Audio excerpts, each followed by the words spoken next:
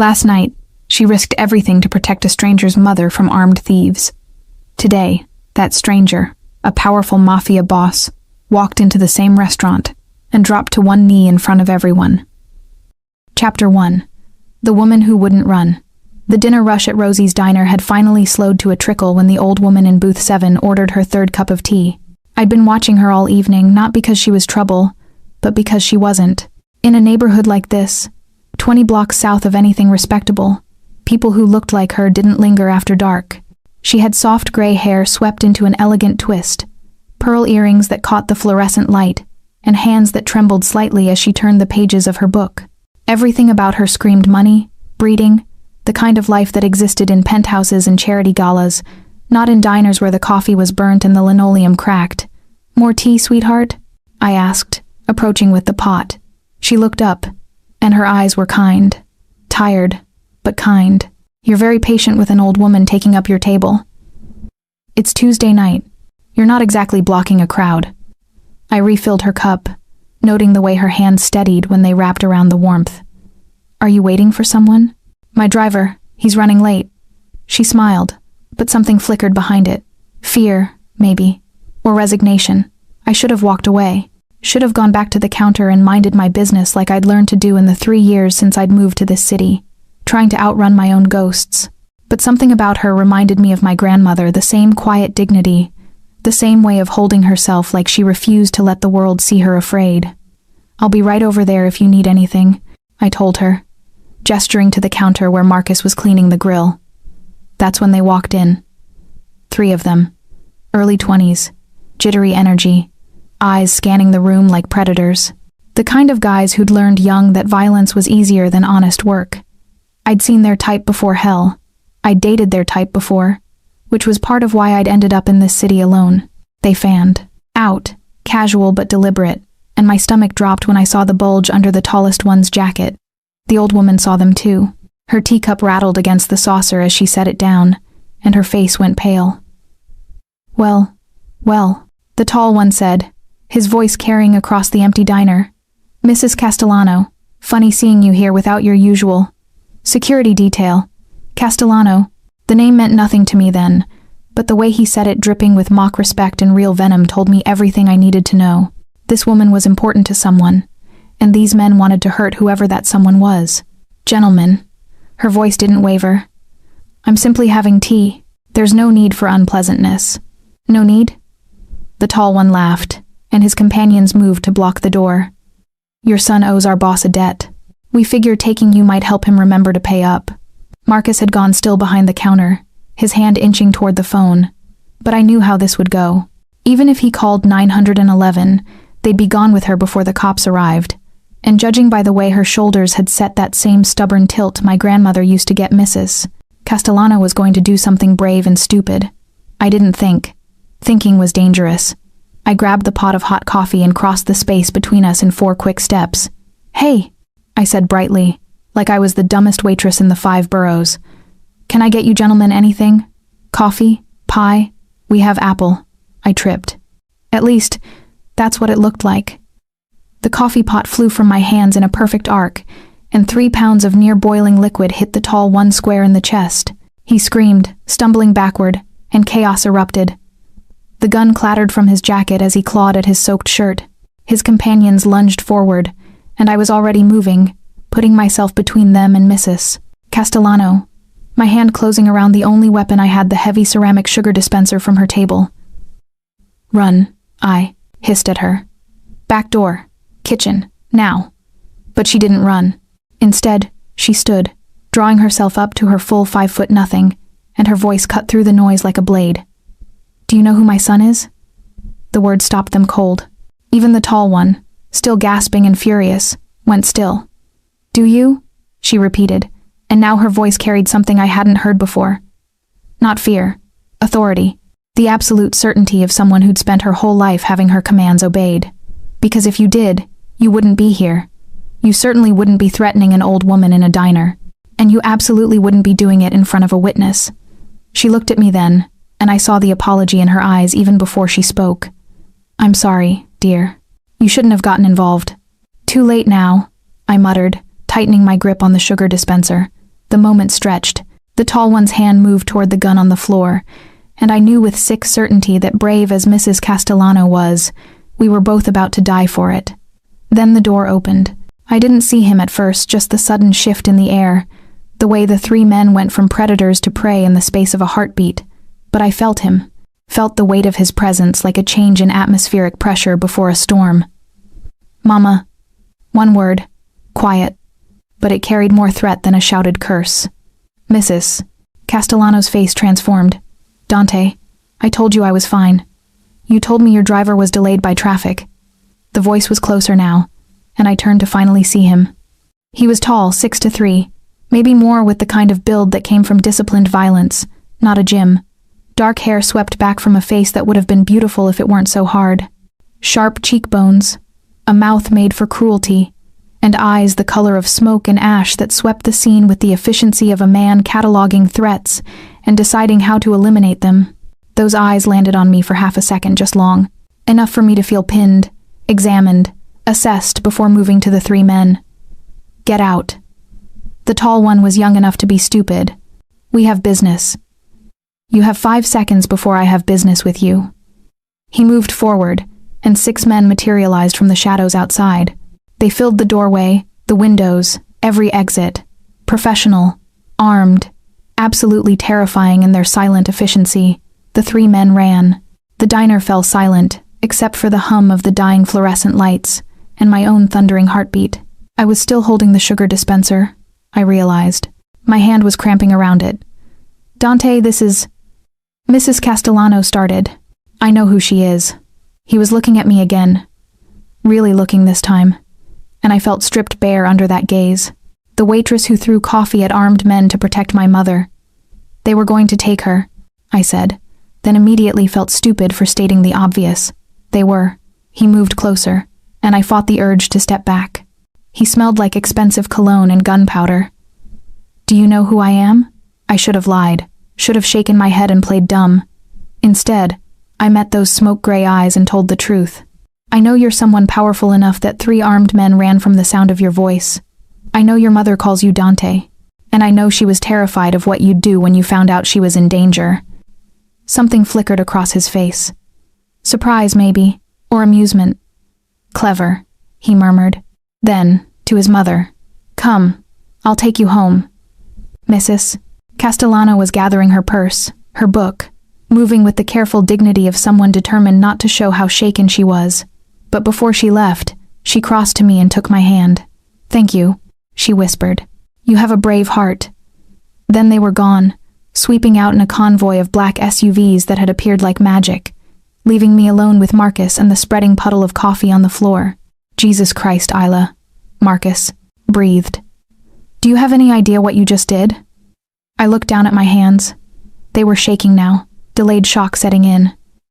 "Probably something stupid," I admitted. Marcus laughed, high and slightly hysterical. "Stupid? That was Dante Castellano. The Dante Castellano. You just saved the mother of the most dangerous man in New York." The name clicked then. Castellano. I'd heard it whispered in this neighborhood, seen it in news articles about organized crime that I'd scrolled past. A family that controlled everything from the docks to City Hall, that made and broke fortunes with a word, that left bodies in the river when someone forgot their place. "Oh," I said faintly. "Fuck."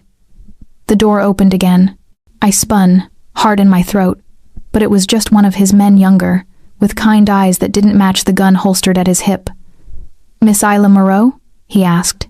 How did he know my name? "The boss wants to see you tomorrow. 2 p.m., this address." He handed me a card, heavy cardstock with an embossed address in the financial district. "Don't be late." Then he was gone too, and I was left staring at the card in my hand, at the single word embossed at the bottom like a signature, like a brand, like a promise. Castellano. Chapter 2.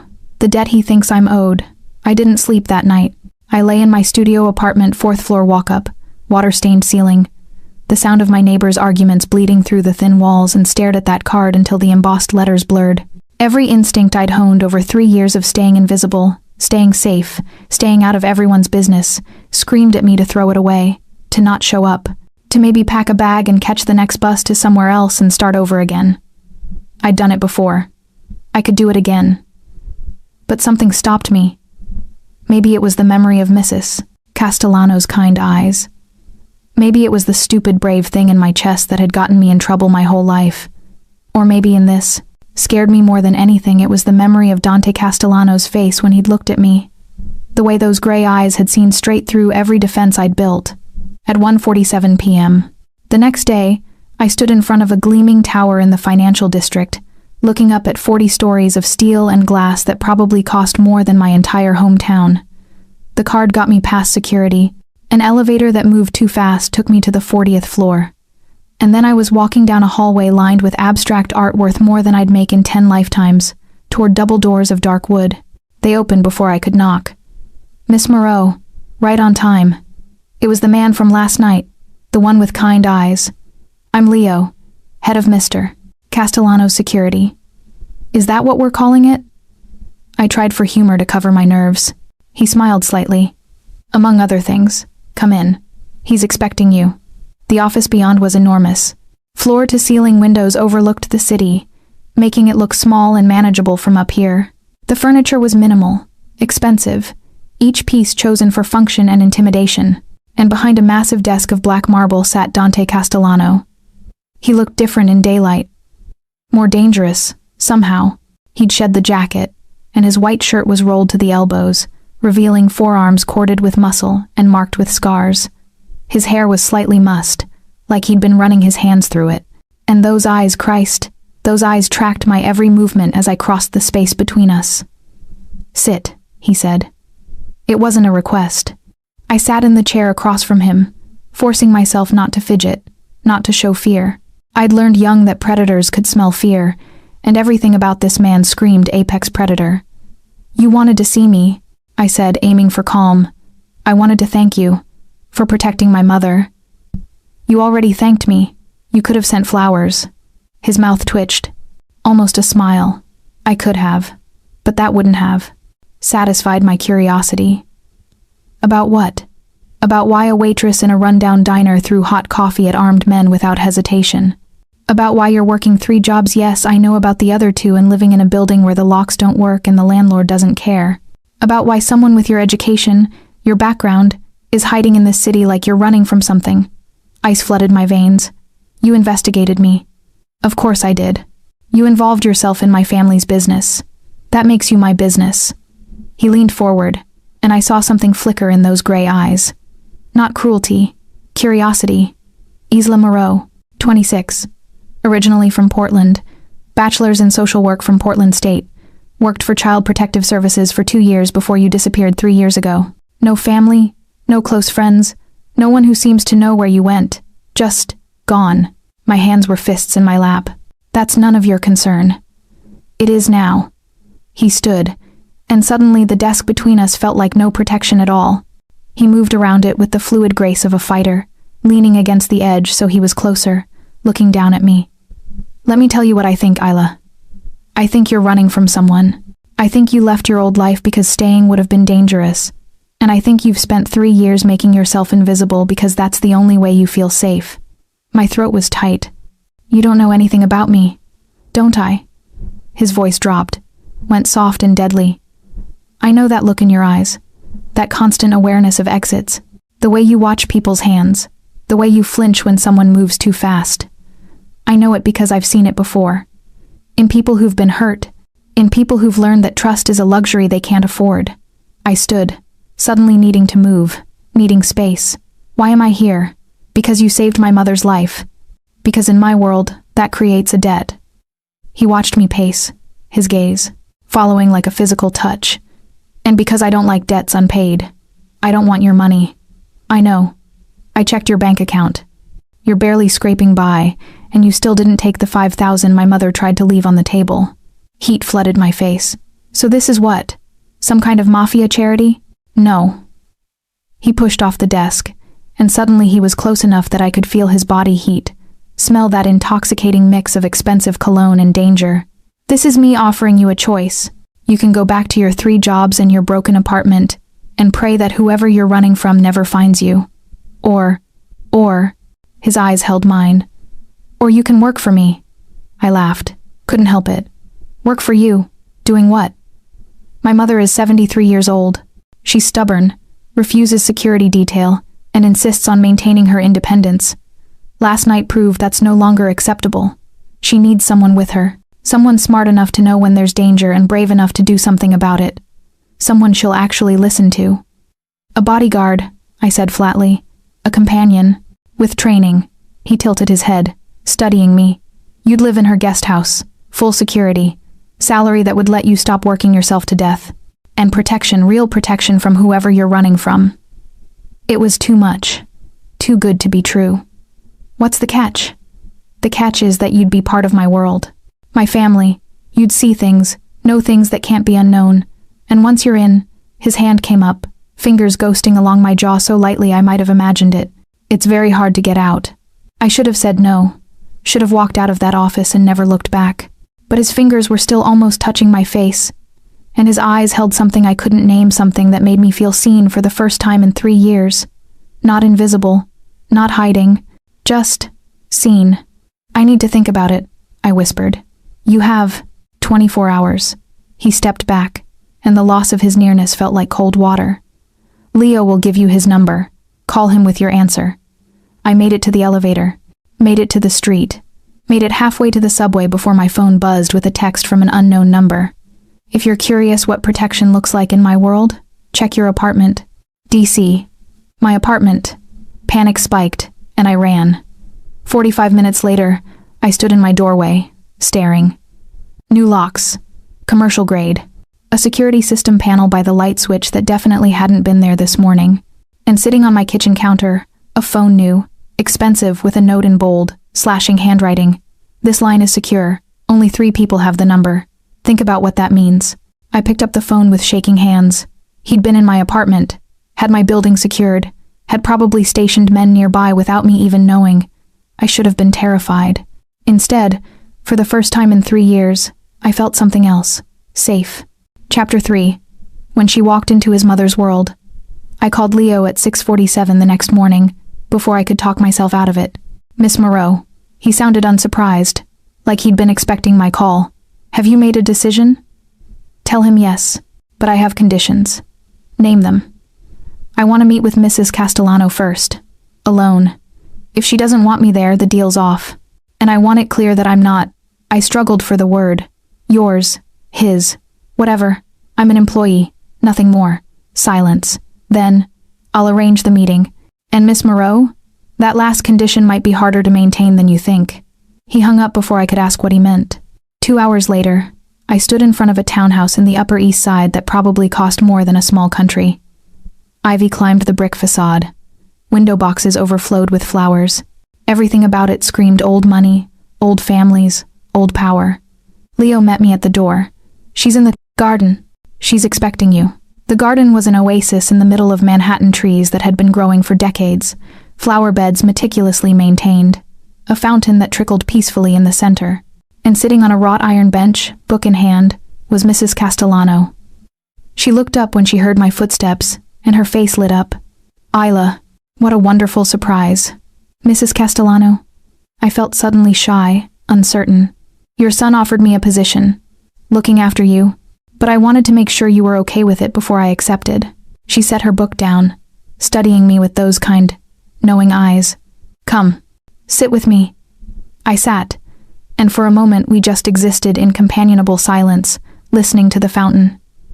My son told me what he offered you, she said finally, and I imagine you have questions about what it means to be part of this family. I don't want to intrude. You're not intruding. You're asking what any smart woman would ask. She took my hand, her grip surprisingly strong. This family, this life, it's not what you think. Yes, there's danger. Yes, Dante does things that would horrify most people. But there's also loyalty, protection, and a code that means something. We take care of our own. I'm not one of yours. Aren't you? Her smile was gentle. You put yourself between me and danger without knowing who I was, without expecting anything in return. That kind of courage, that kind of heart, it's rare. Dante sees it. I see it. And if you choose to stay, you will be one of ours, whether you intend it or not. She was right, and that terrified me. I don't know your world, I admitted. I don't know the rules. Then I'll teach you. Not the violence, leave that to Dante and his men, but the rest. How to navigate society functions where everyone is lying. How to tell an ally from a snake. How to survive in a world where power is currency and loyalty is everything. She squeezed my hand. Say yes, Isla. Not for Dante. For me. I could use a friend. That decided it. I moved into the guest house 3 days later. It was larger than my apartment, beautifully furnished, with windows overlooking the garden. Mrs. Castellano, she insisted. I call her Sophia. Treated me like a granddaughter, rather than an employee. We had breakfast together every morning. She taught me about art, opera, the intricate politics of New York's elite families. And slowly, carefully, I began to relax. I didn't see Dante for the first 2 weeks. He was away on business, Leo told me. But his presence haunted the townhouse anyway, in the way Sophia's face softened when she spoke of him. In the expensive security system that monitored every entrance, in the men who watched from a discreet distance whenever we left the house. When he finally came back, I felt it before I saw him. It was late afternoon. Sophia was napping, and I was in the library, a room I'd fallen in love with, all leather and wood and floor-to-ceiling books. I was curled in a window seat with a first edition I probably shouldn't have been touching when I heard the front door open. Mama? His voice carried through the house. She's sleeping. I called back before I thought better of it. Footsteps. Coming closer. And then he was standing in the doorway of the library, and the breath left my lungs. He looked tired. There were shadows under his eyes, and his jaw was dark with stubble. His suit jacket was gone, his shirt partially unbuttoned, and there was something raw about him, unguarded. Isla. The way he said my name felt intimate, like a secret. You're still here. Where else would I be? I thought you might run. Most people do, eventually, when they realize what this family really is. He moved into the room, and I was suddenly aware of how isolated we were, how quiet the house was. How is she? Good. Happy. She's been teaching me about Caravaggio. A real smile this time, small but genuine. Of course she has.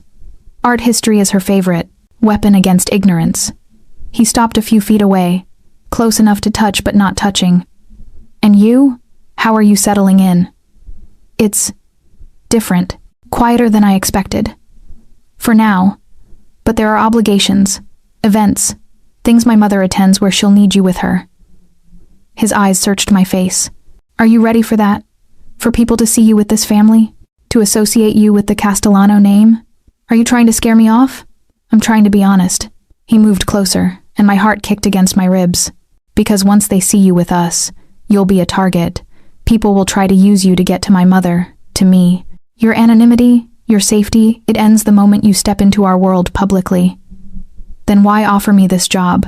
His hand came up, fingers tucking a strand of hair behind my ear in a gesture so gentle it made my throat tight. Because my mother likes you, because you're good for her, and because... He stopped, something dark and complicated crossing his face. Because I want you where I can keep you safe. The words hung between us, heavy with meaning I couldn't quite parse. Before I could respond, his phone buzzed. He glanced at it, and the gentleness vanished, replaced by the cold efficiency I'd seen in his office. I have to go. There's a situation at the docks. He was already moving toward the door, then stopped. Isla? Tomorrow night. Fundraiser at the Met. Black tie. You'll come with my mother. I don't have anything appropriate to wear. You will. Leo's handling it. He paused in the doorway, looking back at me with an expression I couldn't read. Welcome to the family. Then he was gone, and I was left alone in the library, my pulse racing, the ghost of his touch still warm against my ear. I'd just agreed to step into his world publicly, and something told me there would be no going back. Chapter 4. Blood on white marble steps. The dress arrived at 10 a.m. in a garment bag from a boutique I'd only ever seen in magazines. Deep emerald silk that clung and flowed, elegant and understated but undeniably expensive. Shoes that fit perfectly. Jewelry, real jewelry. Not costume in a velvet box with a note in Dante's handwriting. These were my grandmother's. Mama wants you to have them. I stared at the diamond and emerald earrings, my hands shaking slightly. This was too much. Too intimate. They suit you, Sophia said from the doorway. She'd gotten ready in her own room, and she looked regal in midnight blue. Her gray hair swept up elegantly. Better than they ever suited me, honestly. I was always too practical for such extravagance. I can't accept these. You can and you will. And before you argue, she crossed to me, took the earrings, and fastened them herself. Understand that in our world, appearances matter. People will be watching tonight, judging, trying to find weakness. You're not just my companion. You're a statement. You're protected. You're valuable. These earrings say that louder than words ever could. The Met was transformed for the fundraiser. Red carpet, photographers, Manhattan's elite arriving in town cars and limousines. Sophia and I arrived in an SUV with tinted windows, flanked by 2 more vehicles of security. Leo opened our door. Stay close to Mrs. Castellano. Don't talk to anyone unless she introduces you. And if anything feels wrong, you find me immediately. Where's Dante? I asked before I could stop myself. Working. He'll be here later. Leo's kind eyes met mine. He's already watching, though. The security feeds, the guest list. He sees everything. The idea should have felt invasive. Instead, it felt safe. The gala was overwhelming. Hundreds of people in designer gowns and tuxedos, champagne flowing, art worth millions lining the walls. Sophia navigated it like the queen she was, introducing me to people whose names I recognized from Forbes and Page 6. I smiled, made polite conversation, and tried to ignore the weight of attention that followed us. That's her, I heard someone whisper. The girl who saved Sophia Castellano. I heard she threw boiling water at 3 armed men. Is she dating Dante? The speculation made my skin crawl, but Sophia just squeezed my hand. Ignore them. They have nothing better to do than gossip. We were admiring a Baroque painting when I felt that prickle at the back of my neck that said someone was watching. Not the general attention of the crowd. Something focused, predatory. I scanned the room, and my eyes landed on a man near the bar. 40-something, expensive suit, dead eyes. He was staring directly at Sophia with an expression that made my blood run cold. Sophia, I murmured. Who's the man at the bar? Gray suit, red tie. Her face went pale. Marco DeLuca. He Isla, we need to leave. Now. But it was too late. DeLuca was moving toward us through the crowd, 2 men flanking him. Everything about his approach screamed threat despite the elegant setting. Sophia. His smile didn't reach his eyes. How lovely to see you. And this must be the famous Isla Moreau, the hero of the hour. Marco. Sophia's voice was ice. My son will want to know you approached me. Your son is dealing with a fire at one of his warehouses.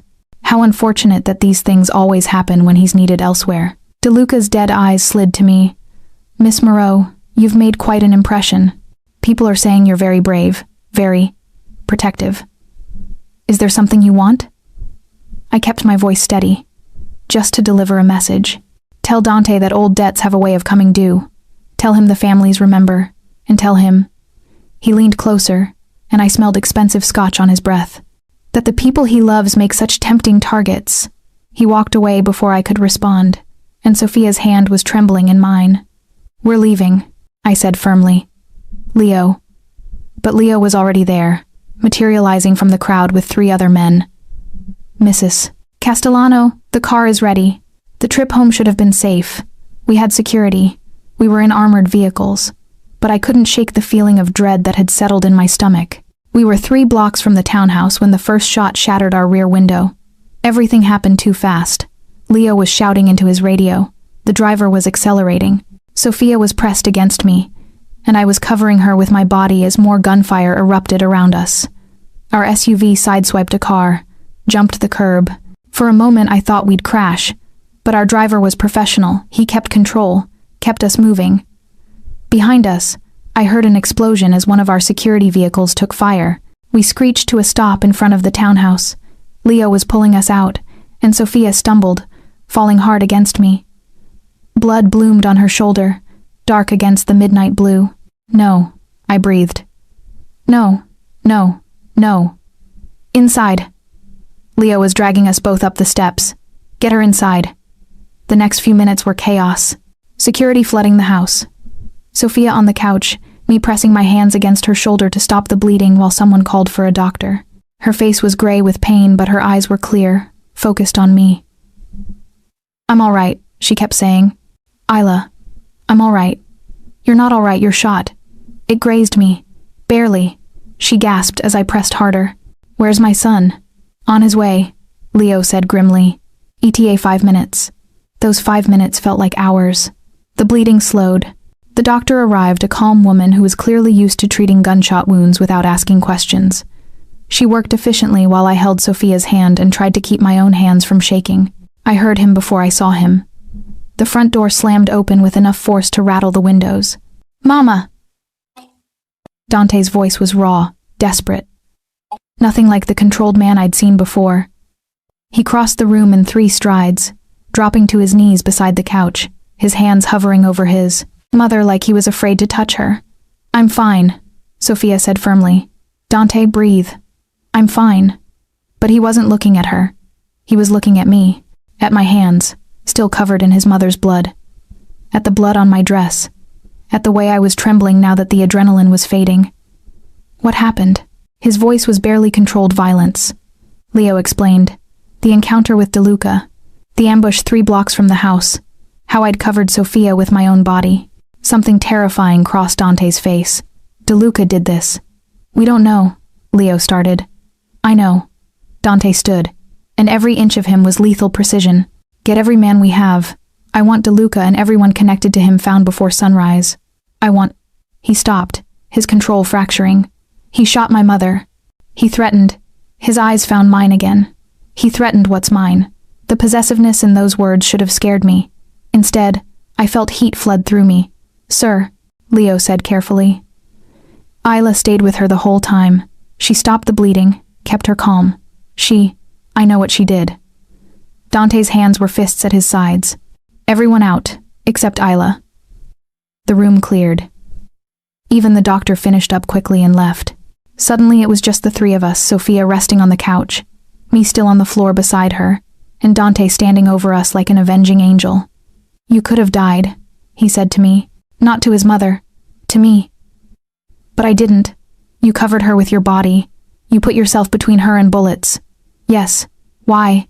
The word came out rough, almost angry. I looked up at him, at the barely leashed fury, and something else, something that looked like fear in his eyes.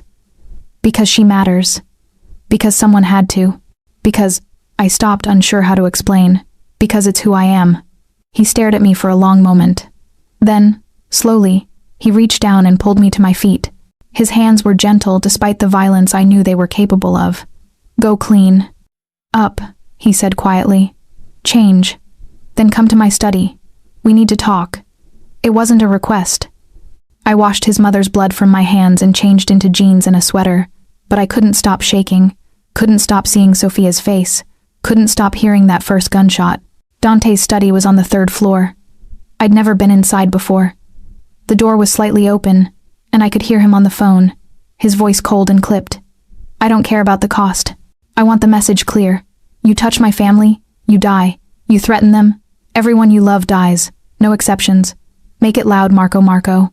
Make sure the other families hear it from their nightmares. He hung up as I knocked, and when he looked up, his face was a mask of control. But his eyes were still wild with barely contained rage. Come in. Close the door. I did. The study was all dark wood and leather, walls lined with books that looked actually read. A glass of whiskey sat untouched on his desk, and through the windows behind him, the city glittered like it wasn't a war zone. Sit. I'd rather stand. His jaw tightened. Isla. No. The word came out sharper than I intended. No, you don't get to order me around right now. You don't get to... My voice cracked. Your mother was shot. Someone tried to kill us, and you're acting like I'm the problem. He moved around the desk so fast I didn't have time to step back. His hands came up to frame my face, forcing me to look at him, and I saw the truth written in every harsh line of his features. He wasn't angry at me. He was terrified. You could have died, he said again, but this time his voice was raw, broken. Do you understand that? They were shooting at the car, at my mother, at you, and I wasn't there. I couldn't protect. I'm fine. You're covered in blood. You're shaking. His thumbs brushed away tears I hadn't realized were falling. Cristo, Isla. When Leo called, when he said there'd been an ambush, that my mother, Was shot, I thought I'd lost her. And then he said you'd been there, that you'd thrown yourself over her, and all I could think was that I'd lost you too. You barely know me, don't I? His forehead dropped to mine, and we stood there breathing each other's air. I know you're brave past the point of reason. I know you'd rather die than watch someone else get hurt. I know you've been running from something for 3 years, and I still can't figure out what could possibly scare someone like you. Dante, I know that from the moment you walked into that diner and threw coffee at armed men, I haven't been able to stop thinking about you, about how you looked at me without fear, about how you challenged me in my own office, about, his hands tightened slightly on my face, about how you make me feel things I swore I'd never feel again. My heart was hammering so hard I thought he must be able to feel it. What things? Dangerous things. His voice dropped to barely a whisper. Things that make men weak. Things that get people killed in my world. Then maybe you should let me go. I can't. The admission seemed torn from him. I tried. For 2 weeks I stayed away, told myself you were just my mother's companion, that I could keep my distance. And then tonight happened, and the only thing I could think as I drove back here was that if you died, if I never got to, he stopped himself, jaw clenching. Got to what? Instead of answering, he kissed me. It wasn't gentle. It was possession and desperation, and barely controlled violence transmuted into passion. His hands slid from my face to my hair, tangling, holding me to him while his mouth claimed mine with a hunger that stole my breath.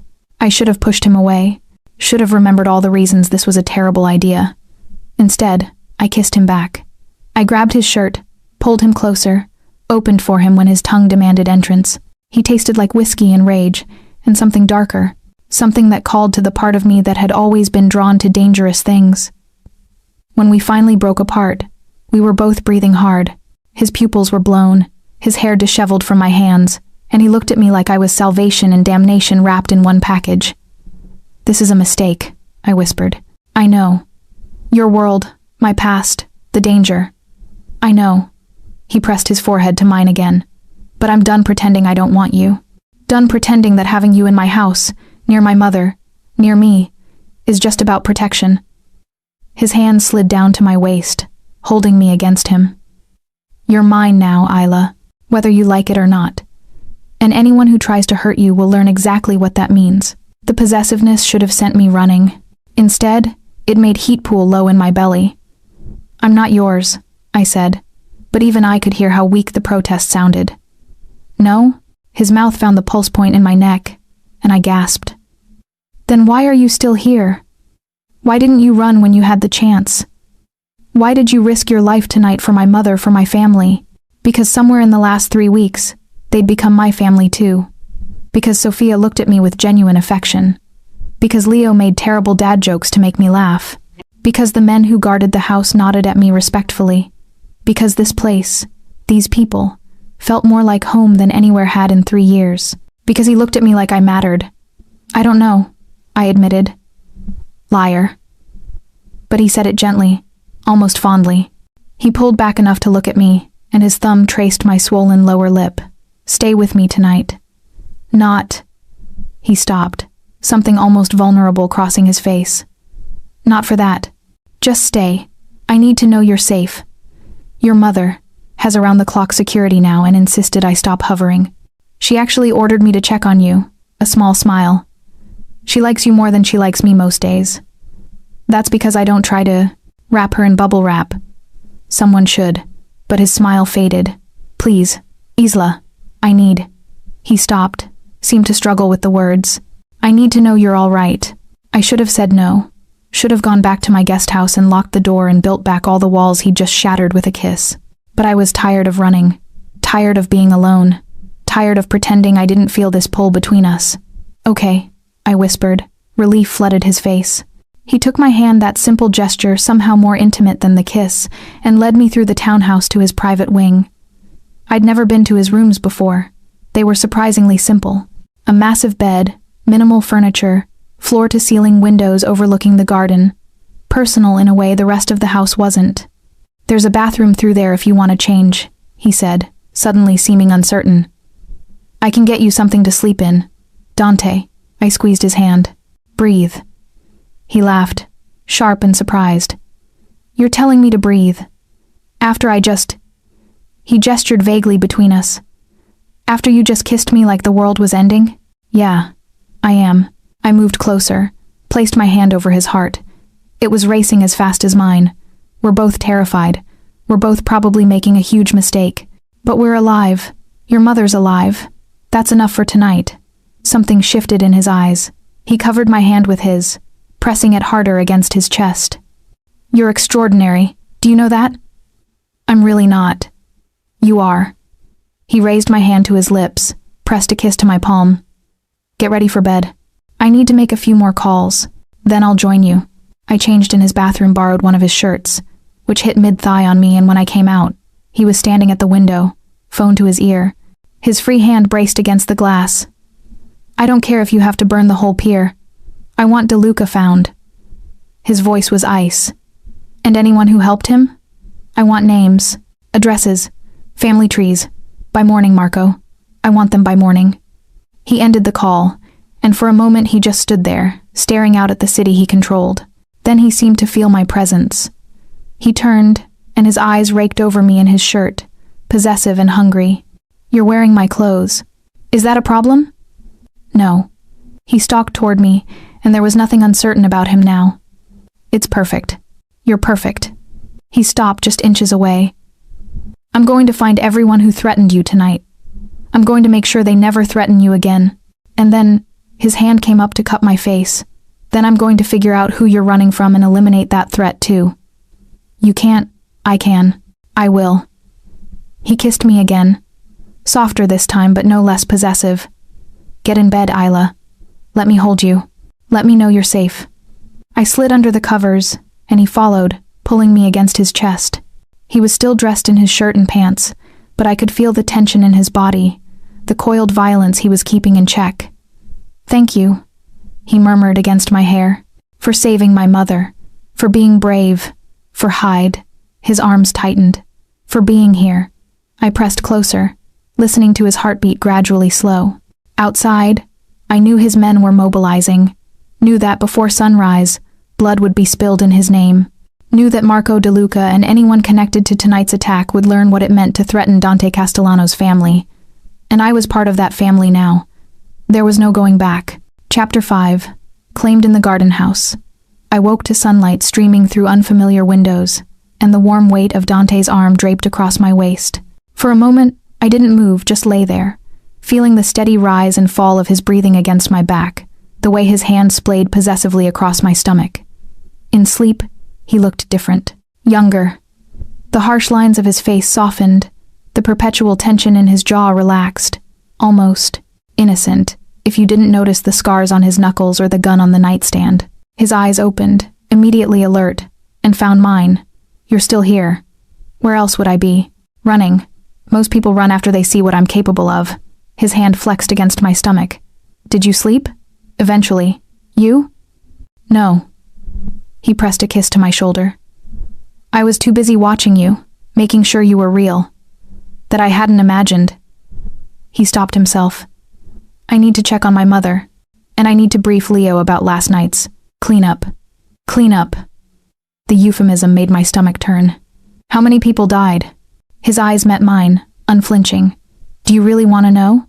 I thought about it, about what it meant to be in his world, to accept him for what he was. No, but I want you to understand that I know, that I'm not naive about what you do. Good. He sat up, and I mourned the loss of his warmth. Because I won't lie to you, Isla. I won't pretend to be something I'm not. I'm not a good man. I do terrible things for power, for money, for... His eyes found mine. For family. And now that includes you. I didn't ask for that. You didn't have to. He stood, began buttoning a fresh shirt. The moment you threw yourself over my mother, you became mine to protect. The moment I kissed you, you became mine to claim. Those aren't things I can take back. Heat flooded through me. Dante, get dressed. Have breakfast with my mother. Then, he paused at the door. Then meet me in the garden at 2. There's something I need to show you. He left before I could argue, and I was left alone in his bed, wearing his shirt, feeling the ghost of his hands on my skin. Breakfast with Sophia was surprisingly normal considering she'd been shot less than 12 hours ago. She was pale but composed, her arm in a sling, insisting she felt fine while the staff hovered nervously. "Stop fussing," she told them. "I've survived worse than a graze." "That's not reassuring," I muttered, and she laughed. "Dante told me you stayed with him last night." I nearly choked on my coffee. "He what?" "Don't look so shocked. This house has no secrets." Her eyes twinkled. "Well, some secrets, but not between family and Isla." Her good hand covered mine. "You are family now. That boy looks at you like you're air and he's drowning." I haven't seen him look at anyone like that since... She stopped, something sad crossing her face. "Since who?" "A story for another time. But understand this. Dante doesn't let people in.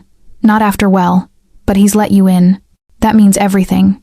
I wanted to ask more, but Leo appeared in the doorway. "Mrs. Castellano, your doctor is here for your follow-up. And Isla." His eyes found mine. "The boss is waiting in the garden." Sophia squeezed my hand. "Go. And Isla?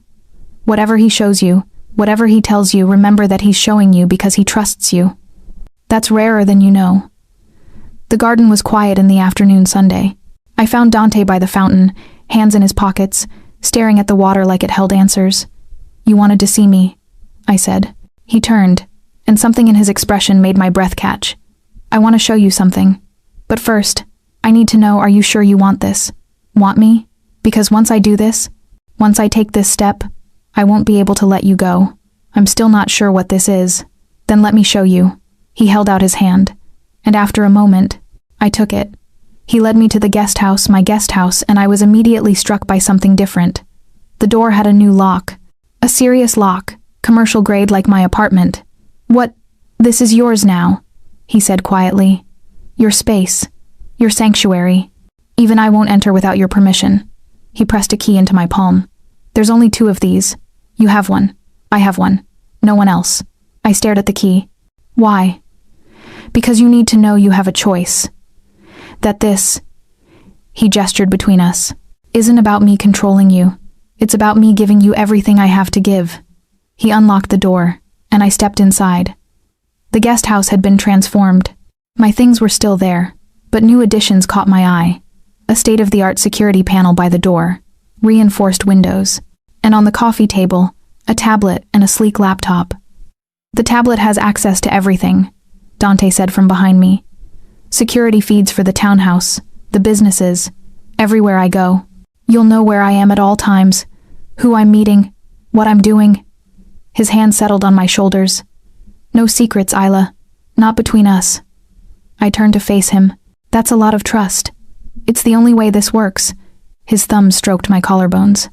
"I'm asking you to be part of my world, to accept the danger, the violence, the moral ambiguity. But I won't ask you to do it blind. You'll know everything, see everything, and then you can decide if I'm worth it." "What if I decide you're not?" Pain flickered across his face. "Then I'll let you go. I'll set you up somewhere safe, somewhere far from here. I'll make sure whoever you're running from can never find you. And I'll spend the rest of my life wishing I'd been different." The vulnerability in his voice undid me. "Dante, I'm not a good man," he said again. "I've killed people. I'll kill more. I run an empire built on fear and blood and power. But with you," his forehead dropped to mine, "with you, I want to be better. I want to be the man you deserve. I don't need you to be different. I just need you to be honest. Then I'll be honest." His hand slid down to my waist, pulling me flush against him. "I want you, Isla, not just in my bed, though God knows I want that too. I want you in my life, in my family. I want to wake up with you every morning and go to sleep, knowing you're safe. I want—" He stopped, jaw clenching. "I want things I have no right to want." "Like what?" "Like forever." The words came out rough. "Like a future where you look at me the way my mother looks at my father's photograph. Like Christo, like everything." My heart was pounding so hard it hurt. "Your father?" "Died when I was 16, a rival family. They made my mother watch." His voice went hollow. "I killed every single one of them before I turned 18.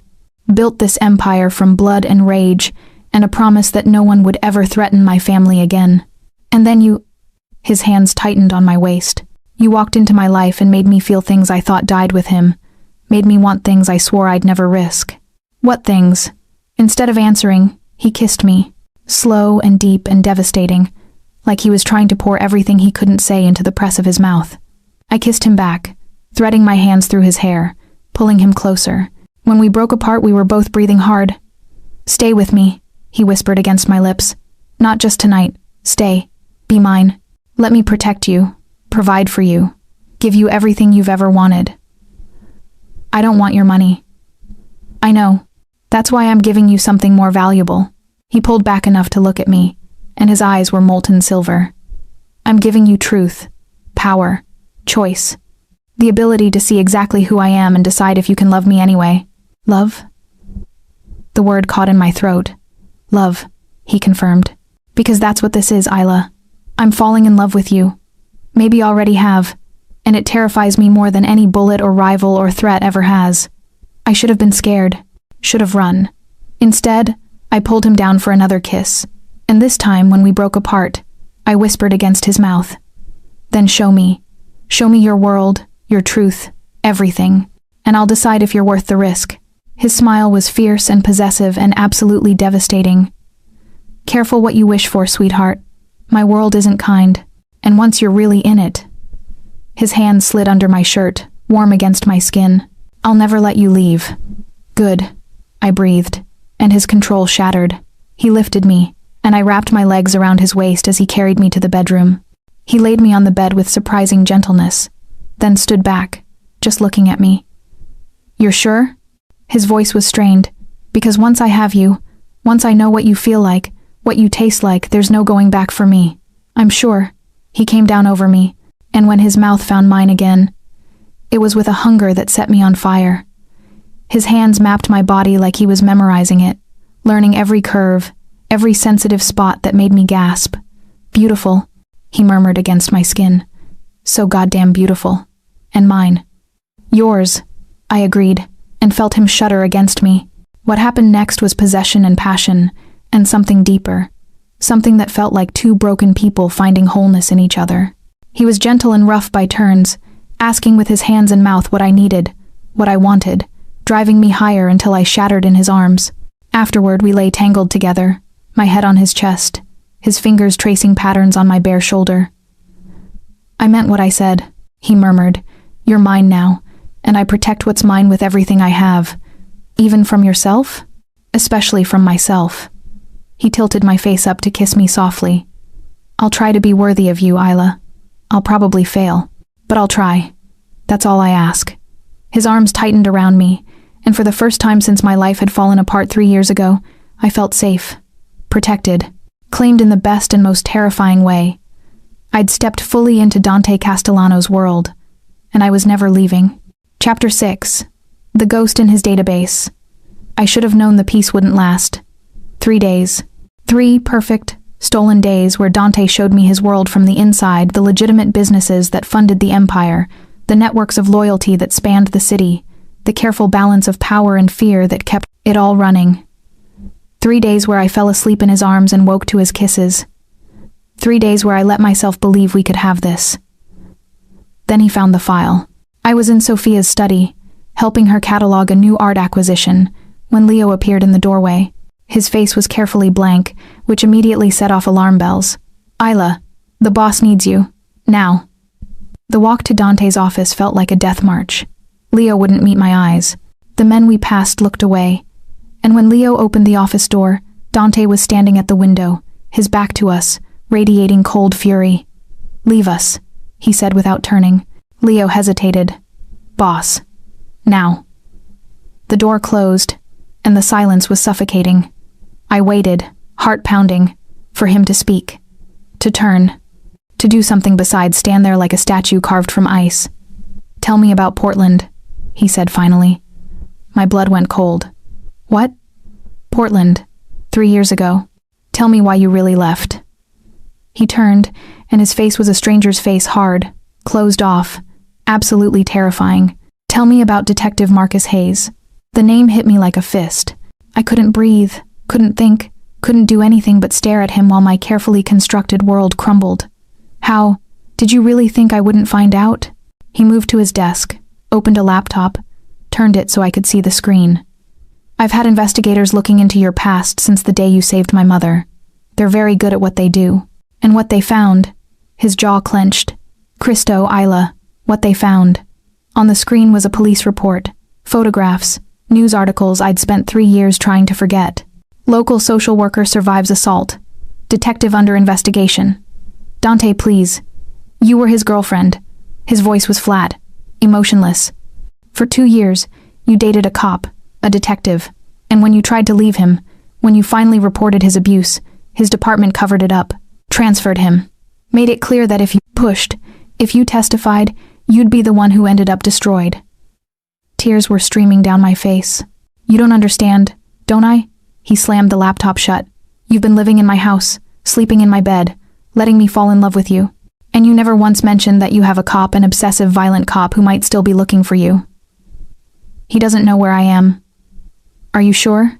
He moved closer, and I'd never seen him like this.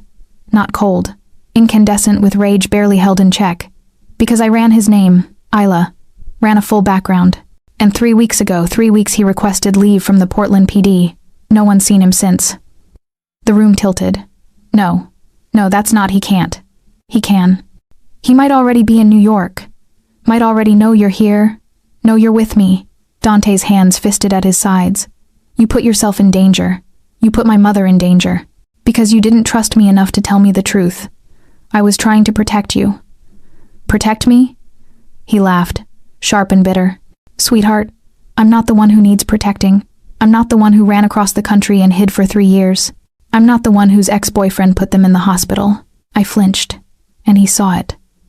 Saw the way I automatically brought my hand to my ribs where the scars were, where Marcus's boot had cracked 3 bones and punctured a lung while he told me over and over that I belonged to him, that I'd never leave, that he'd find me anywhere I ran.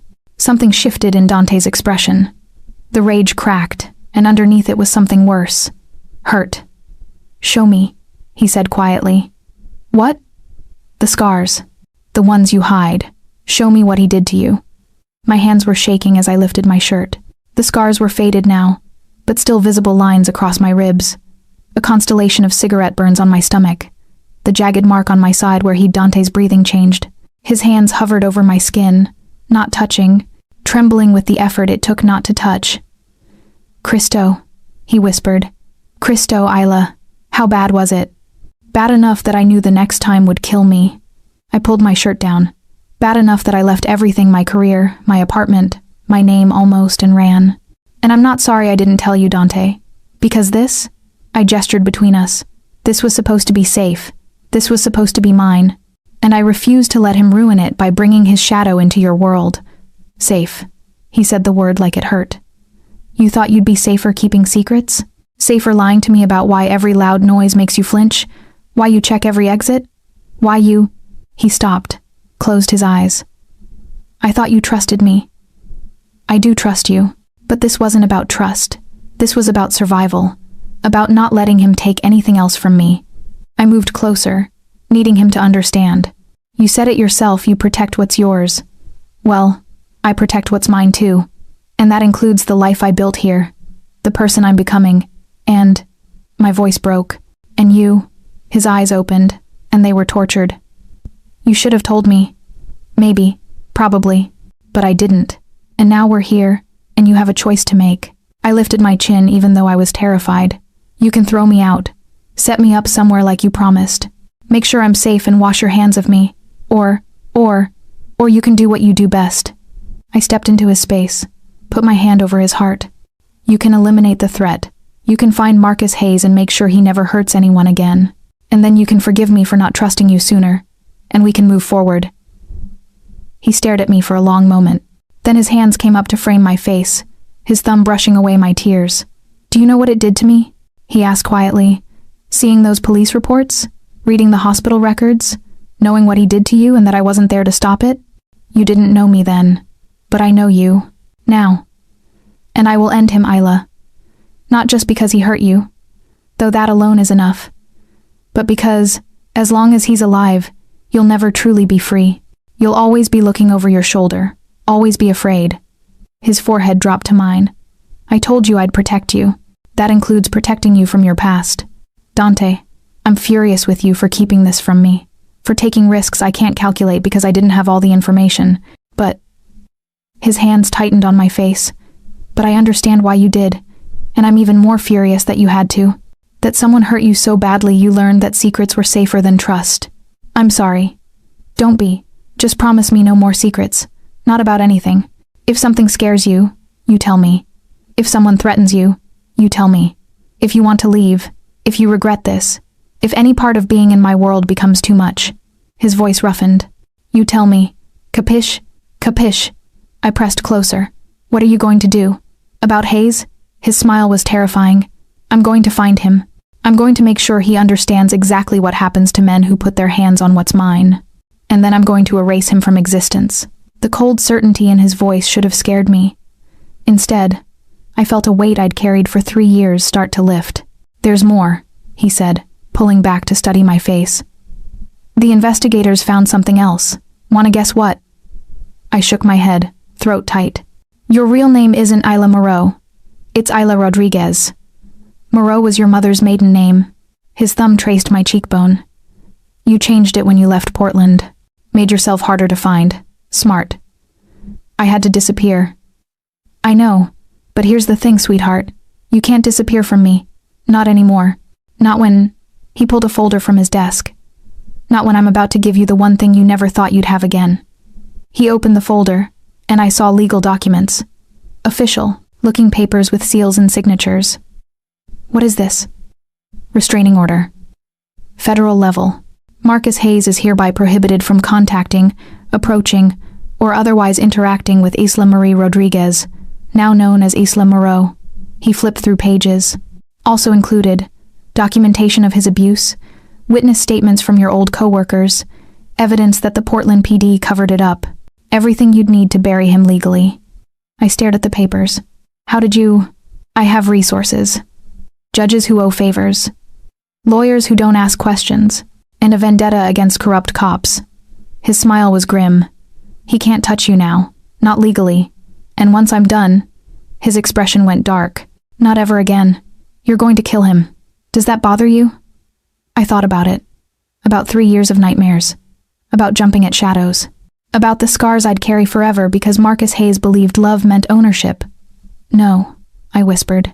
"It doesn't bother me at all." Something fierce and possessive flared in Dante's eyes.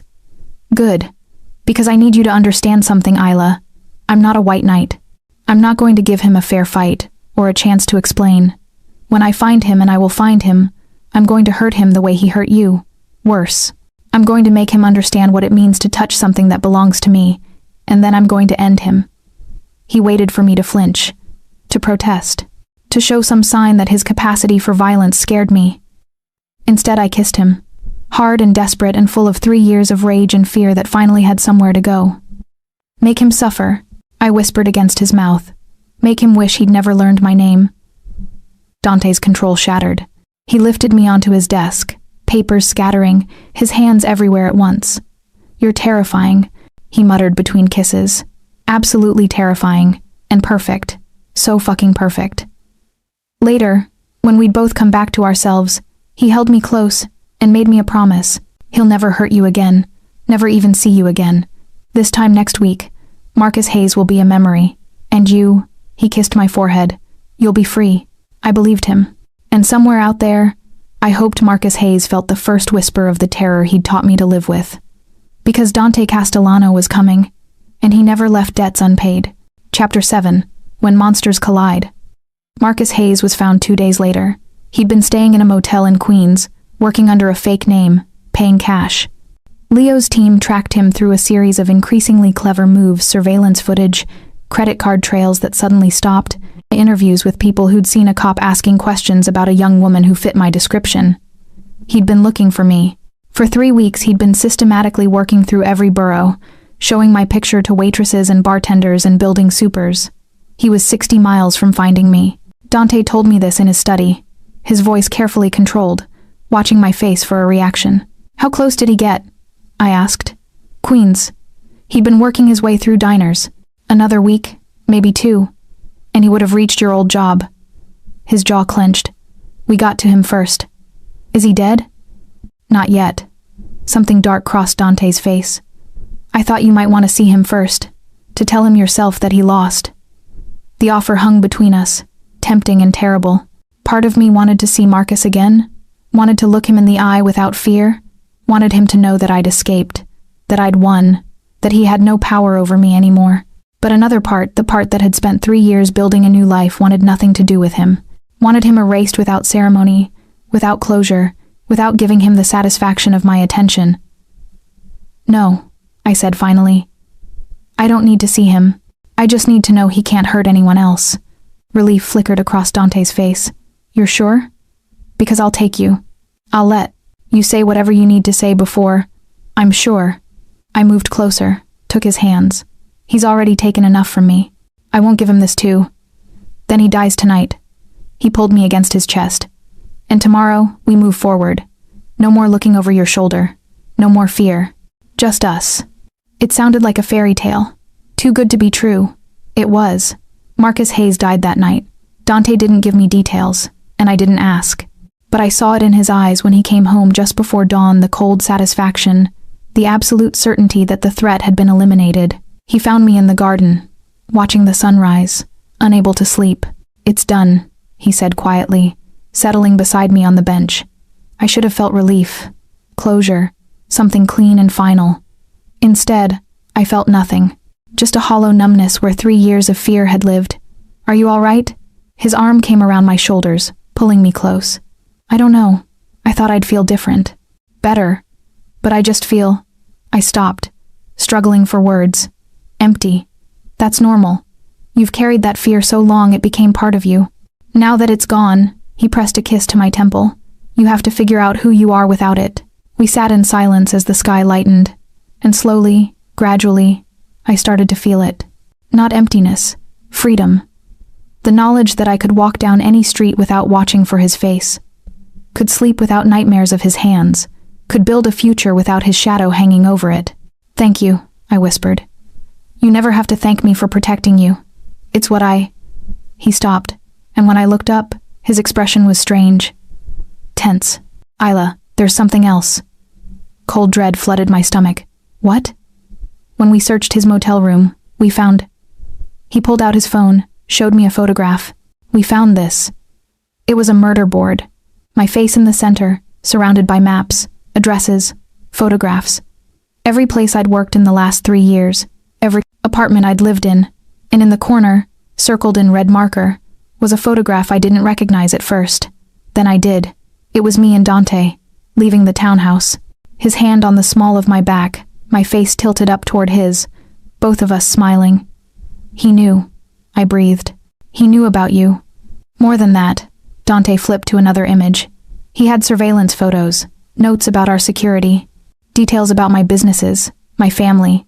My jaw clenched. He was planning something, Isla. Something bigger than just taking you back. What do you mean?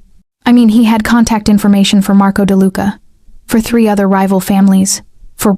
He stopped, and I saw real fear in his eyes for the first time. For a reporter who's been investigating organized crime, he was going to out you as my girlfriend, use you to expose my family, probably get you killed in the process. The world tilted. He was going to get me killed just to hurt you? He was going to get you killed because in his mind, if he couldn't have you, no one could. And destroying the man who took you from him? Dante's hand clenched on his phone. That was just a bonus. I thought I'd understood Marcus's capacity for cruelty, but this was beyond anything I'd imagined.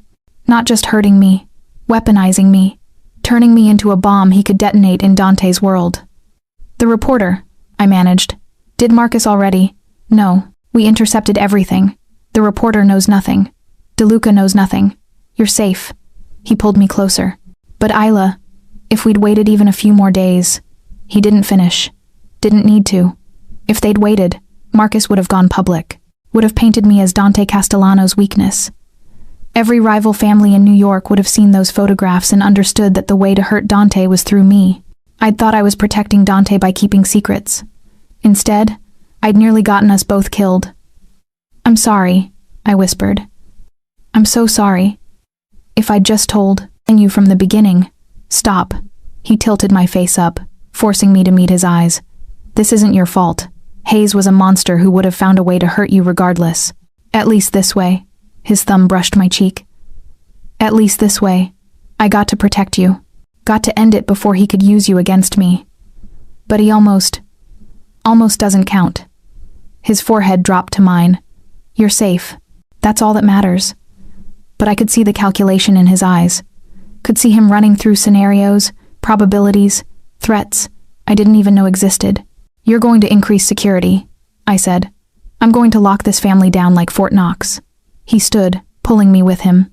And you're not leaving this property without me or a full security detail. Not until we're sure Hayes didn't leave any loose ends.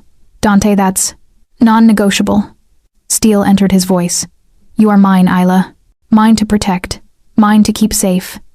And I will burn this entire city to the ground before I let anyone hurt you. Capiche? I should have argued. Should have insisted on my independence. But the look in his eyes, the absolute certainty that he would do exactly what he promised, made something in my chest tighten. Capiche? I whispered. The next 72 hours were a whirlwind. Security teams doubled. Every person who worked in the townhouse was re-vetted. The guest house got additional cameras, reinforced doors, panic buttons in every room. And Dante barely left my side. He worked from home, took calls in my presence, had Leo bring briefings to him instead of going to the office. At night, he held me like he was afraid I'd disappear if he let go. This is too much, I told him on the third night. I'm fine. Marcus is dead. You can't put your whole life on hold because the woman I love was nearly used as a weapon against me? His arms tightened. Because I came within days of losing you? Because I realized that every enemy I've ever made will eventually figure out that you're the one thing I can't survive losing? The casual way he said love like it was fact, like it was inevitable, stole my breath. You love me, I said softly. Of course I love you. I've loved you since you threw coffee at armed men without hesitation. Since you stood in my office and called me out without fear. Since, he cupped my face, his eyes intense. Since the first moment I realized you see me not the Castellano name, not the power, not the monster everyone else sees. Just me. I do see you, all of you. The violence and the gentleness, the control and the vulnerability, the man who'd kill for his family, and the man who brings his mother tea when she can't sleep. I pressed my hand over his heart. I see all of it.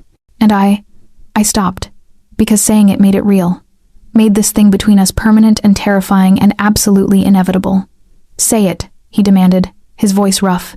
Isla, say it. I love you. The words came out barely above a whisper.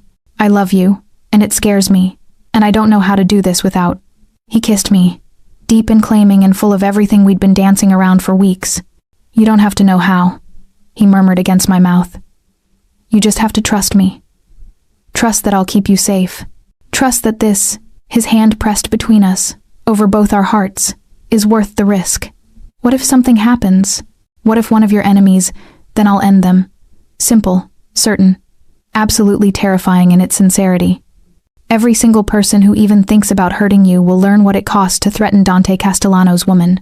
I'll make examples, Isla. I'll be the monster they whisper about in nightmares. Whatever it takes to keep you safe. I believed him. And that was the most terrifying thing of all. Chapter 8. The Choice Between Worlds. The threat came exactly 1 week after Marcus Hayes died. I was in the library with Sophia, learning about Renaissance, painters, when the house erupted into controlled chaos. Men rushing to positions, phones buzzing, Leo appearing in the doorway with an expression that made my blood run cold. Mrs. Castellano, Isla, we need you in the safe room, now. What's happening? Sophia was already standing, her hand finding mine. Possible threat. Multiple vehicles approaching the property. Boss's orders are to secure you both until we assess. The first explosion shook the house. Glass shattered somewhere. Alarms screamed. And Leo was shoving us toward a hidden door in the paneling I'd never noticed before. Move! Go, go, go! The safe room was underground steel-reinforced walls, multiple monitors showing security feeds, supplies for days. Sophia sank onto a couch, her face pale but composed, while I stared at the monitors showing what was happening above. Armed men pouring over the walls, Dante's security team engaging them, gunfire lighting up the garden I'd sat in just hours before. Peaceful and beautiful, and now a war zone. Where's Dante? I demanded. On his way. Leo was coordinating on his radio, his voice clipped and professional. ETA 3 minutes. He was at the office when another explosion, closer this time. The lights flickered. Leo. Sophia's voice cut through the chaos. Who is this? We're working on identification, but the attack pattern matches. He stopped, his face going grim. It matches the Rossetti family. Sophia's hand tightened on mine. Enzo Rossetti? We think so. Who's Enzo Rossetti? I asked. Someone my son put in prison 5 years ago. Sophia's eyes were haunted. Someone who swore revenge, who said he'd take everything Dante loved before he killed him. Ice flooded my veins. He's here for me. He's here for all of us. Leo corrected. But you? His eyes met mine. You're the new variable, the thing Dante didn't have 5 years ago. If Rossetti knows about you, the monitors showed a convoy of black SUVs screeching to a halt in front of the townhouse. Dante emerged from the lead vehicle, and even on grainy security footage, I could see the barely contained violence in every movement. He was coming. The next 10 minutes were the longest of my life. We listened to gunfire above us, watched the monitors as Dante's men systematically eliminated the threat, saw bodies fall Rossetti's men, I hoped, but I couldn't always tell. Then the safe room door opened, and Dante filled the doorway. He was bloody, not his blood, I realized with strange detachment, and his eyes went immediately to me. You're all right. Not a question, a confirmation, like he needed to see it with his own eyes. We're fine. I crossed to him, not caring about the blood, needing to touch him. Are you hurt? No. His hands came up to frame my face, checking for injuries with single-minded intensity. Mama? I'm fine, Caro. Sophia's voice was steady despite the tears on her cheeks. How bad is it? 12 hostiles down. 2 of ours wounded, but they'll live. And Enzo Rossetti, his smile was terrifying, is currently secured in the basement, waiting for my attention. He came himself? Shock colored Sophia's voice.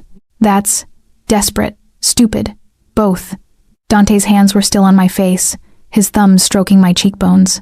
He thought he could take this house, thought his numbers would be enough. He was wrong. Why? I asked. Why come after us now? Because you exist. He said it simply, like it explained everything. Because in 5 years of watching me, waiting for his chance, he never saw a weakness, never saw anything he could use to hurt me. Until you. The implication hung heavy. This attack, the violence, the risk was because of me. Because I'd walked into Dante's life and made him vulnerable. I should leave, I whispered. If I'm the reason, no. His hands tightened, almost painful. Don't even think it. You're not leaving. You're not going anywhere. But if my being here puts your family in danger, your being here makes me stronger, not weaker. His forehead dropped to mine. Rossetti miscalculated. He thought you were my weakness. He's about to learn you're my reason for being absolutely ruthless. Dante, no more discussion. He pulled back, his face hard. Mama, I need you to stay down here with Leo until we've cleared and secured every inch of this property. Isla. His eyes found mine. Come with me. Where? To see what happens to people who threaten my family. The basement was exactly what I'd imagined, concrete, cold, tools I didn't want to examine too closely hanging on the walls. And in the center, tied to a chair, bleeding from multiple wounds, was a man who must be Enzo Rossetti. He looked up when we entered, and despite his condition, he smiled. Castellano, come to finish it? Eventually. Dante moved closer, and I saw something in his posture I'd never seen before. Not rage, not even violence. Something colder, crueler. First, I want you to understand your mistake. What mistake? Rossetti spat blood.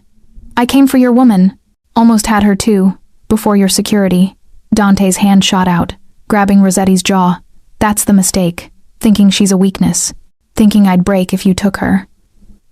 His other hand reached back, pulled me forward until I was standing beside him. Let me educate you. His arm came around my waist, holding me against his side. This is Isla, the woman I love. The woman who survived things that would break most people. The woman who threw boiling water at armed men to protect my mother. The woman, his voice dropped, went deadly quiet, who just watched you attack her home and didn't flinch. Rossetti's eyes found mine, and I made myself hold his gaze. Made myself show nothing but calm certainty. You thought taking her would destroy me, Dante continued. But you're wrong. She doesn't make me weak. She makes me absolutely merciless, because now I have something worth protecting, something worth burning the world for. His hand tightened on my waist. So thank you, Enzo. Thank you for giving me permission to show every family in this city exactly what happens when someone threatens mine. You can't. Rossetti started. I can. I will. And you're going to help me. Dante's smile was terrible. You're going to be the message, Enzo, the example. Every family will know what happened here tonight. Will know that you came for my woman and died screaming for it. Will know that the Castellano family is untouchable. He looked at me then, his eyes asking a question I understood immediately. Stay or go.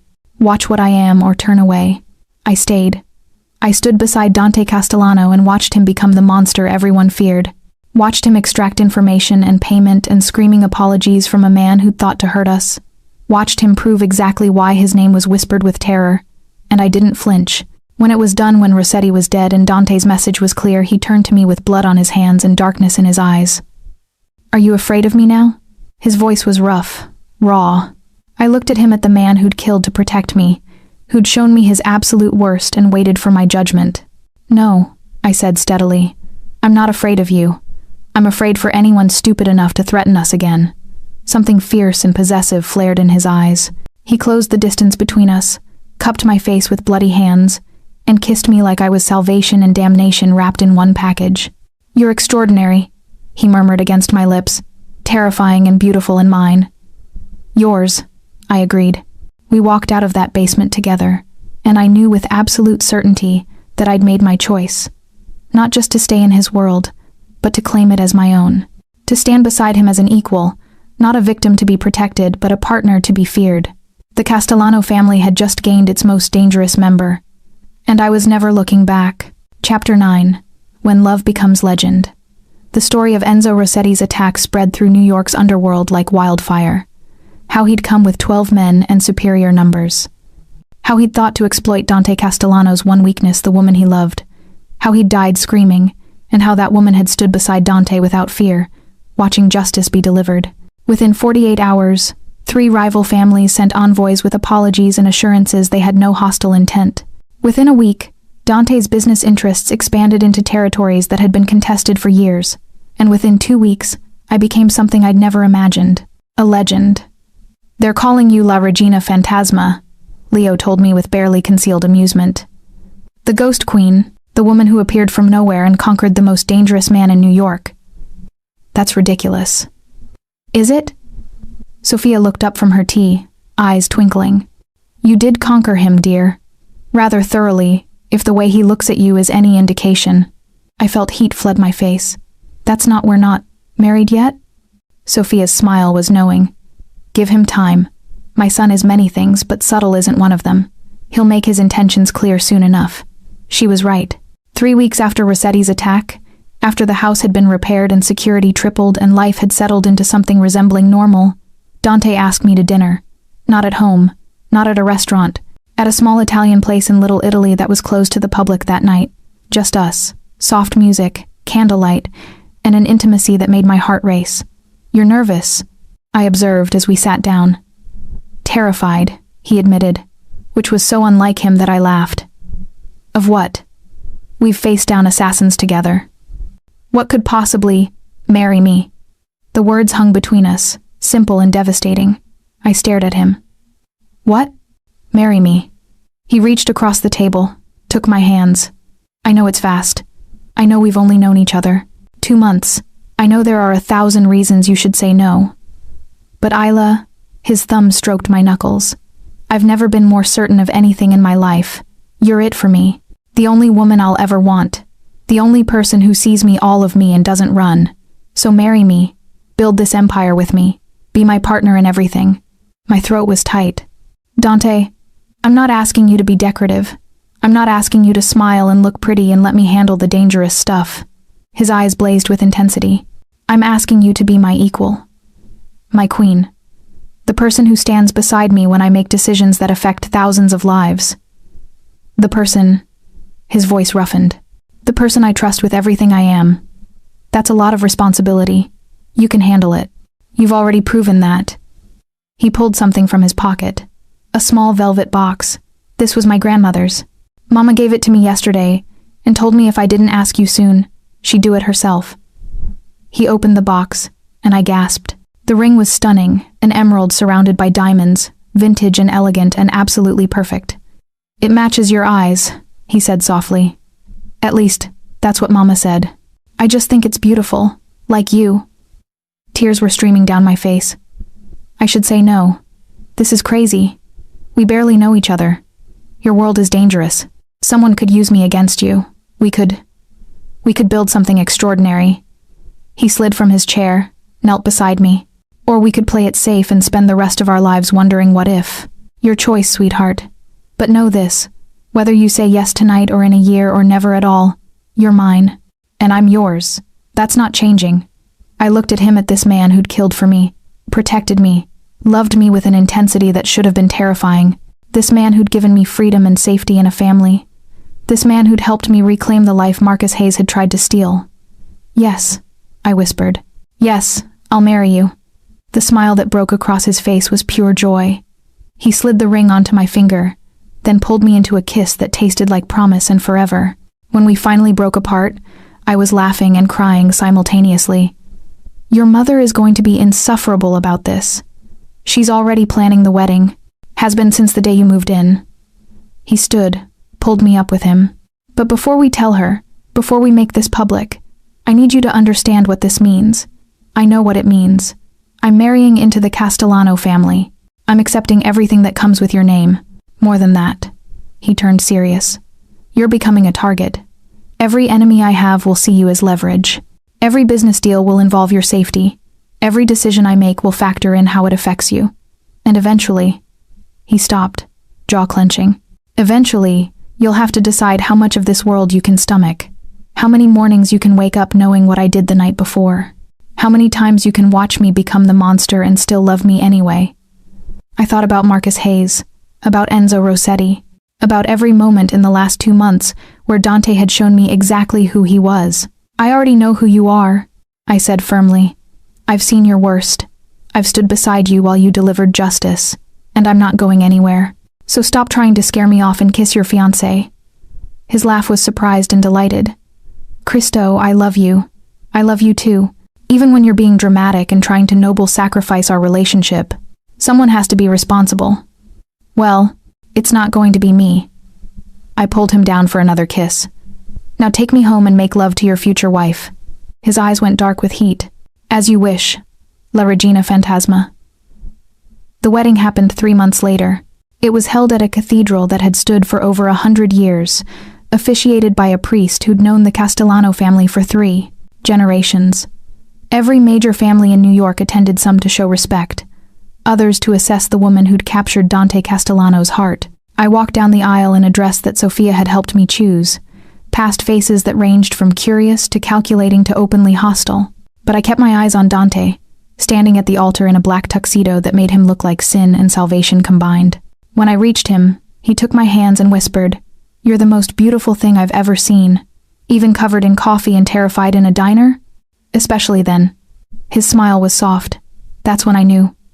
The ceremony was traditional, the vows binding. And when the priest pronounced us married, when Dante kissed me in front of everyone who mattered in his world, I felt something shift. I wasn't just Isla anymore. I was Isla Castellano, La Regina Fantasma, the woman who'd walked into danger and come out holding the hand of the city's most dangerous man. At the reception, Sophia pulled me aside, tears in her eyes. You've given him something I thought he'd lost forever. Hope, joy, a reason to be more than just the family name. She hugged me tight. Thank you for loving my son. Thank you for raising someone worth loving. Leo cornered me later, during the dancing. Just so you know, the boss increased your security detail again, and instituted a new protocol where any threat against you is treated as a threat against him personally. That seems excessive. That seems like a man in love. Leo's smile was fond. Take care of him, Isla. He acts tough, but you're his weak spot. Then I'll make sure no one can use that against us. That's my queen. He bowed. Actually bowed, and walked away laughing. Later, much later, when the guests had left, and it was just us in the back of a limousine heading to the airport, Dante had planned a honeymoon he refused to tell me about. He pulled me onto his lap and just held me. "What are you thinking?" I asked. "That's 6 months ago I thought I had everything. Power, money, respect. And now I realize I had nothing." His hand found mine, fingers threading through mine, our wedding bands catching the light. "You're everything, Isla. My whole world. And I will spend the rest of my life making sure you never regret choosing me." "I won't regret it. Even when you're infuriating. Even when you're overprotective. Even when..." He kissed me, soft and sweet and full of promise. "Even when I'm a monster?" "You're not a monster. You're a man who protects what he loves. There's a difference. To you, maybe. The rest of the world sees. I don't care what the rest of the world sees." I cupped his face, made him look at me. "I see you, Dante. All of you. And I choose you. Every day, for the rest of my life, I choose you." His arms tightened around me, and in the darkness of the limousine, surrounded by security and danger, and a world that would never truly be safe, I felt more protected than I ever had, because I'd found my home, not in a place, but in a person, and nothing would ever take that from me again. Chapter 10. Forever tastes like espresso and promises. 6 months into our marriage, Dante dragged me out of bed at 6 a.m. on a Saturday with absolutely no explanation. "Where are we going?" I demanded as he tossed me clothes. "You'll see. Trust me. The last time you said that, we ended up in Sicily with your uncle teaching me how to make pasta from scratch for 8 hours. You loved it." I loved the pasta. The 8 hours of his commentary on our sex life? Less so. Dante's laugh was unrepentant. "He's 83 and bored. What else is he gonna do?" We drove through the city as it woke up, Dante's hand warm on my thigh, our security following at a discreet distance. And when we finally stopped, I recognized the street immediately. "This is Axe, where it all started." He killed the engine, looking at the building that housed Rosie's diner. "Come on." The diner wasn't open yet, but the door was unlocked. Inside, Marcus, the cook, not my ex, was prepping the grill, and the morning waitress, Danielle, was setting up tables. They both looked up when we entered, and their faces broke into grins. "There she is," Marcus called. "Our local hero." "Stop." But I was smiling as I hugged them both. "What are you doing here so early?" "Your husband called," Danielle said, her eyes sparkling. "Said he had a special request." I looked at Dante, suspicious. "What kind of special request?" "The kind where I buy out the diner for the morning." He guided me to booth 7, the same booth where Sophia had been sitting that night. "And where I remind you how far we've come." 2 cups of tea appeared, delivered by Marcus with a theatrical bow, and then it was just us, sitting across from each other in the worn vinyl booth, morning light streaming through windows that had witnessed the beginning of everything. "Why are we here?" I asked softly. "Because I wanted to show you something." He reached into his jacket, pulled out a folded piece of paper. "This arrived yesterday. From the Portland Police Department." Ice flooded my veins. "What? It's not bad, look." He unfolded it, slid it across the table. It was an official letter, an apology for the mishandling of my case, an acknowledgement that Detective Marcus Hayes had been corrupt, abusive, and protected by a system that failed me, and at the bottom, a statement that a full investigation had been opened, that others he'd hurt were coming forward, and that his case would be used to reform how domestic violence was handled within the department. "You did this," I whispered. "I made some calls, applied some pressure, reminded certain people that corruption has consequences." His hand covered mine. "But the women coming forward, the ones demanding justice? That's not me, that's you. Your courage. Your refusal to stay silent. You started something, Isla." Tears blurred my vision. "I can't believe it. You're changing things. Not just in my world, but in the real world too." He squeezed my hand. "I'm proud of you." We sat in silence for a moment, and I let myself feel it. All of it. The closure, the vindication, the knowledge that Marcus's legacy would be justice, instead of continued abuse. "There's one more thing," Dante said. He looked nervous again, which immediately put me on alert.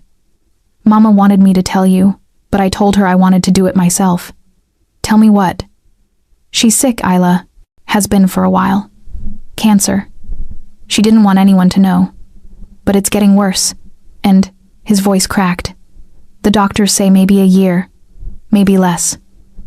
The world tilted. No, no, she can't. I know. His hands gripped mine almost painfully. But she's at peace with it. Says she's lived a full life. Says she's grateful she got to see me happy before he couldn't finish. I was crying now, openly, thinking of Sophia with her art books and her terrible jokes, and her fierce love for her son. What can we do? Nothing. Everything. She wants to travel, wants to see Italy one more time. Wants... He stopped, and something vulnerable crossed his face. She wants grandchildren, wants to hold a baby before she goes. Understanding flooded through me. Dante, I know we haven't talked about it. I know it's terrifying with my world, with the danger. But his eyes met mine, raw with hope and fear. I want that too, Isla. Want a family with you. Want to give Mama this one last gift. Want Cristo, I want everything with you. My hand went to my stomach, to the secret I'd been carrying for 2 weeks. The positive test I'd been waiting for the right moment to share. Then it's a good thing we're already working on it, I said softly. He stared at me. What? I'm pregnant, Dante. 8 weeks. The expression on his face was something I'd treasure forever, pure. Shock melting into joy so fierce it took my breath away. You're where... He was out of the booth, and pulling me up, his hands on my face, my waist, my still flat stomach. Are you sure? 3 tests sure. Doctor confirmed it yesterday while you were at the office. Cristo, Isla. He kissed me, deep and sweet and full of promise. We're having a baby. We're having a baby, I confirmed, laughing through tears. Your mother's going to lose her mind. My mother's going to cry for a week. He pulled back, his hands cradling my face. Are you happy? Do you want this? I want everything with you, I told him, echoing his words. The danger, the love, the family, all of it. I want our child to grow up knowing they're loved fiercely, protected absolutely, that they come from a line of people who fight for what matters. They'll be so loved. His hand splayed across my stomach, possessive and gentle. So protected. I'll build them a world where they never know fear. We'll build it, I corrected. Together. He kissed me again, and I tasted salt, realized he was crying too. This man who showed emotion to no one, who presented nothing but control to the world. I love you, he whispered against my lips. Cristo, I love you so much. I love you too. Even when you're overprotective and dramatic and impossibly possessive. Especially then, he murmured, and I laughed. We stayed in that diner until the sun was high, making plans and dreaming futures. And when we finally left, Dante's hand never left the small of my back, protective and proud. The story spread quickly. La Regina Fantasma was expecting an heir. Security doubled again. Threats and warnings went out to every family in New York. The Castellano baby was untouchable, sacred, protected by forces they couldn't imagine. And 9 months later, when our daughter was born with my eyes and Dante's stubborn determination, Sophia held her granddaughter and cried tears of pure joy. She's perfect, Sophia whispered, her hands shaking slightly. Absolutely perfect. Like her grandmother, I said softly. Sophia lived long enough to see our daughter take her first steps, long enough to teach her to say Nana, long enough to sit in the garden she loved and tell stories about her late husband, about building an empire from nothing, about choosing love even when it was dangerous. When she passed, peaceful in her sleep with Dante and me holding her hands, she left us a letter. My darling son and daughter, because Isla, you are my daughter in every way that matters, don't grieve too long. I've lived more than most people dream of. I've seen evil defeated. I've watched my son find love. I've held my granddaughter. What more could I ask for? Dante, be the man your father would be proud of. Be the man Isla sees when she looks at you with such love. And above all, be the father our beautiful girl deserves. Asterisk Isla, thank you for saving me that night in the diner. But more than that, thank you for saving my son, for giving him a reason to be more than his worst moments, for showing him that strength and gentleness can coexist. You are the best thing that ever happened to this family. Build something beautiful together. Build something that lasts. And know that I'm watching over you all. So proud of the family you've become. With all my love, Mama. We buried her in the family plot, next to Dante's father. And at the funeral, I held our daughter while Dante delivered a eulogy that had even hardened criminals wiping their eyes. My mother taught me that power without honor is tyranny, he said, his voice steady despite the grief etched in every line of his face. That family is everything. That love, real love, is worth any risk. She lived those lessons every day of her life, and now it's our job to carry them forward. His eyes found mine across the gathering. She told me once that she knew I'd be all right when I found someone who saw me, truly saw me, and stayed anyway. Someone brave enough to stand beside me in the darkness and strong enough to pull me toward the light. She was right. Mama, wherever you are, thank you for living long enough to meet the woman who saved me. Thank you for teaching her your strength, your grace, your impossibly large heart. We'll miss you every day, but we'll honor you by building the life you dreamed for us. After the funeral, after the mourners had left, and it was just our small family in the garden, Dante sat on Sophia's favorite bench with our daughter in his arms. Tell me about Nonna, she demanded in the imperious tone of a 2-year-old. Your Nonna was the bravest woman I ever knew, Dante said softly. Except for your mother, of course. Why was Mama brave? Because she threw coffee at bad men to protect Nonna, and then she stayed and became part of our family, even though it was scary sometimes. Our daughter processed this with the seriousness of very small children. I'm going to throw coffee at bad men too. No, you're not, I said immediately, sitting beside them. You're going to be smart and careful and let your extensive security team handle bad men. But Mama, your mama is retired from coffee throwing, Dante said, his free arm coming around me. Now she's busy running an empire and raising a tiny tyrant. I'm not a tyrant. You absolutely are, I told her, kissing her dark curls. You have your father wrapped around your little finger. Good. She snuggled into Dante's chest. Because I love him. I love you too, Principessa, he murmured. More than anything. We sat there as the sun set, our small family in the garden Sophia had loved, and I felt her presence like a blessing, like she was telling us we'd be all right. That love, the fierce, complicated, dangerous love we'd built, was worth every moment. 5 years later, I stood in our townhouse, expanded now, renovated, but still home, and watched Dante teach our daughter and her younger brother about the family business. Well, the legitimate parts anyway. The art collection, the real estate holdings, the charitable foundations Sophia had started and I'd expanded. Our son, barely 3, was more interested in climbing furniture than listening, but our daughter hung on every word. She had Dante's intensity and my stubborn streak, a combination that promised trouble in the best possible way. Mama, she called, spotting me. Papa's showing us the boring stuff. Tell him to show us the fun parts. All of this is the fun part, Dante corrected. The boring stuff is what I do at night when you're sleeping. You mean the protecting people stuff? My eyes met Dante's. We'd agreed to be honest with our children, to let them understand their world without romanticizing the violence. It was a delicate balance. Yes, I said, coming into the room. The protecting people stuff. Making sure our family and everyone who depends on us stays safe. Like you protected Nonna? The question caught me off guard. Our daughter had been too young to remember Sophia clearly, but we told her stories, made sure she knew the grandmother who'd loved her so fiercely. Yes, I said softly. Like that. Then I want to protect people too when I grow up. Dante's hand found mine, squeezed. You will, Principessa. In your own way. But first, you have to learn. Learn what? Everything. How to read people. How to spot danger. How to be kind without being weak. How to be strong without being cruel. His eyes softened. How to love something more than your own safety. She thought about that with the seriousness she brought to everything. Like you love Mama? Exactly like that. Later, after the children were asleep, and it was just us in the study that had become our sanctuary, Dante pulled me onto his lap. What are you thinking about? I asked. How different my life would be if you hadn't been working that night. If my mother had chosen a different diner? If you'd been on break when those men came in? His arms tightened. How close I came to missing all of this. But you didn't miss it.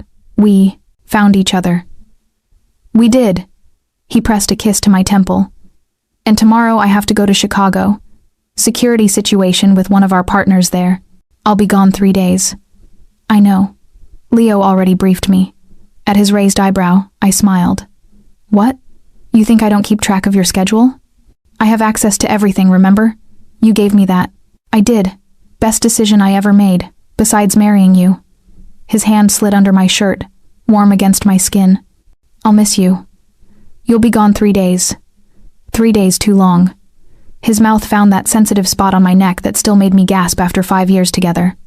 Maybe I should cancel. You should definitely not cancel. But you should definitely finish what you just started. His laugh was low and intimate. As you wish, La Regina Fantasma. He made love to me right there in his study, slow and deep and full of the passion that hadn't dimmed at all. And afterward, holding each other in the quiet darkness, he whispered the words that still made my heart race. Ti amo. Isla Castellano. Oggi, domani, per sempre. I love you, Isla Castellano. Today, tomorrow, forever. Per sempre, I whispered back. Forever. The story of how a waitress threw coffee at armed men and ended up marrying the most dangerous man in New York became the stuff of legend in certain circles. They told it in whispers, in warnings, in cautionary tales about underestimating quiet women with brave hearts.